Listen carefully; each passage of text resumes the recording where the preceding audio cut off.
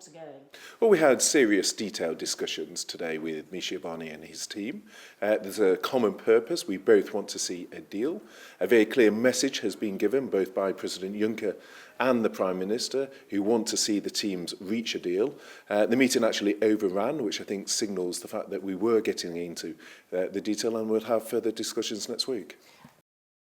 Yes, I do, and that's why we're working so hard to secure a deal. It's why, as in Madrid yesterday, why as in Cyprus the day before that, why we were with the Prime Minister in Luxembourg on Monday. So I think both sides want to see a deal. We're working hard on that. The technical teams will meet again early next week to continue working on that detail. And I think there is a shared desire reflected in the meeting today to secure a deal, because we both recognise that a deal is in the interests of both sides. No one wants to see a no deal. It would be disrupted for those sides, and that's why there's a shared sense of purpose to get a deal over the line.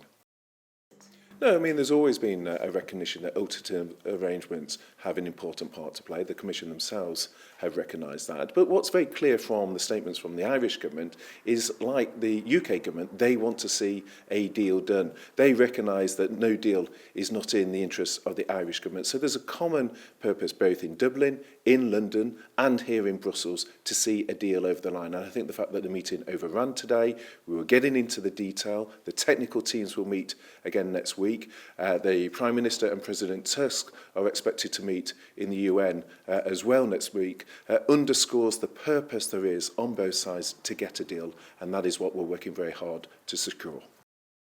Well, I think there's detailed discussions to set out what would work, how we take that forward. That is why the technical teams have been meeting. That is why they will meet again next week to set out that detail and ensure together we move forward and secure a deal.